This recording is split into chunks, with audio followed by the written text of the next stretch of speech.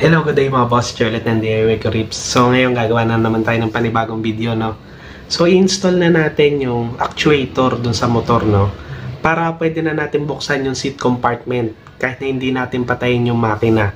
So isa to dun sa, para sa akin, no? Para sa akin lang, hassle dun sa NMAX B2, no? Pagka pinandar mo na kasi yung makina, pagka meron ka kukuhain sa seat compartment, kailangan mo pang patayin yung motor bago mo mabuksan yung upuan. So kaya mag-install tayo ngayon ng door actuator para at least kahit na hindi mo napatayin yung makina, mabubuksan mo yung seat compartment.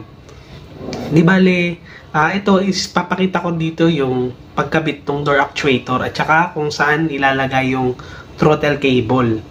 Yung diagram gagawin ko na lang separate video para mas maintindihan nyo. So dito kasi ang mahalaga dito, no, dapat alam nyo kung saan nyo ilalagay yung throttle cable kasi ayun yung hihilahin ng pinaka actuator. So hindi na natin papatagalin to, no, simulan na natin.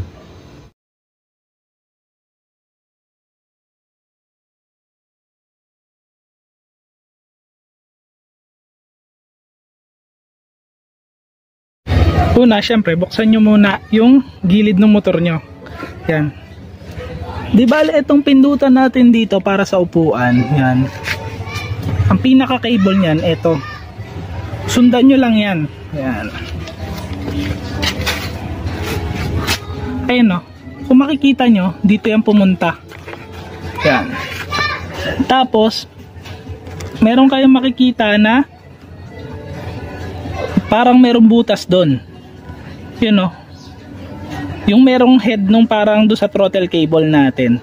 So kailangan yung bumili ng throttle cable para ayun yung kakabit natin sa actuator natin. Bale, ito siya, no? Yan. Kailangan yung hilahin ngayon to.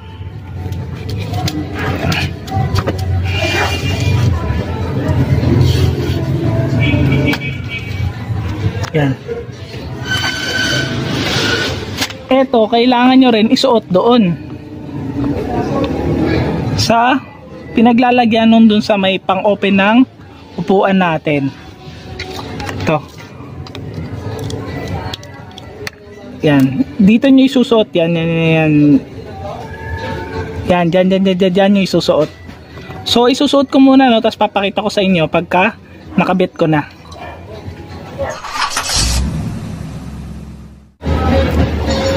Di bale, ito na, no, nakabit ko na yung pinaka-cable nung throttle cable natin. So, kung makikita nyo, sarado yung upuan ko. Hihilahin ko to, magbubukas yung pinaka-upuan. Yun, no.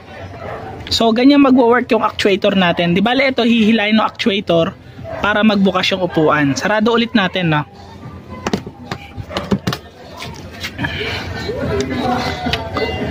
Hihilahin ko ulit, magbubukas ulit yung upuan. Yun. So, ganun siya magwo-work. Ngayon, ang gagawin nyo ngayon, etong pinaka-cable, yung pinaka-cover ng throttle cable natin, ilalagay na natin. Isasama natin siya dito, do sa cable nung stock natin, yung pambukas mismo ng upuan. Papagapangin lang natin silang dalawa. Yan. Tapos, hanggang dito. Yan. Tapos, hanapan natin ang pwesto yung pinaka-actuator natin, kung dito ba natin ilalagay o kung saan man, no. Pero, ikakabit ko na muna to, tapos pakita ko sa inyo mamaya.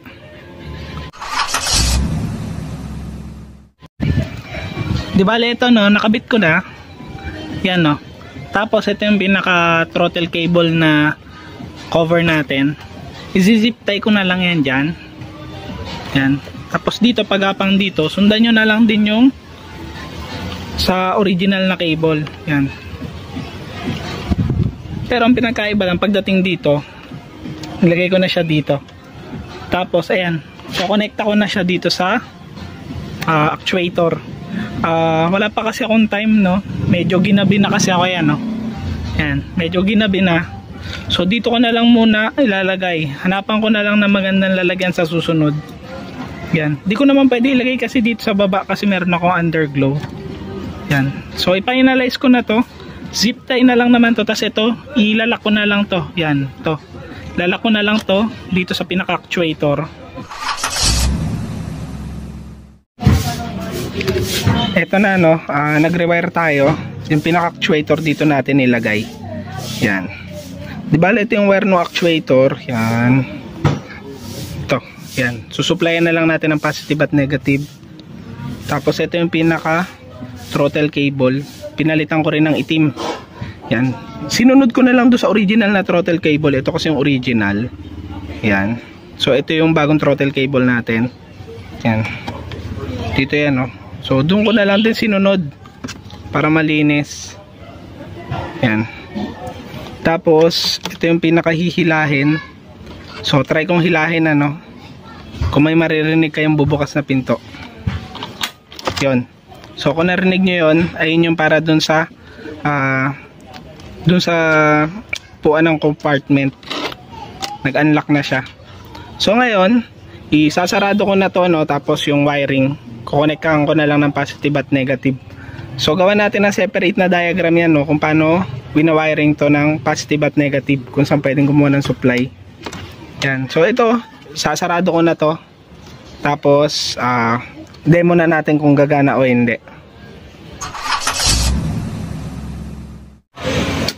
Di ba ito, no, naayos na natin. Yan.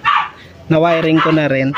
So gawa-gawa ako ng separate na video, no, regarding do sa wiring diagram nito. Yan. Pero ayun na siya, malinis. So tignan natin kung makakapag-open tayo ng upuan, ano. Di bali yung switch ko dito ko nilagay. Ayun, no. Yung kulay pula, yan, momentary switch lang yan. So tignan natin kung bubukas, ano.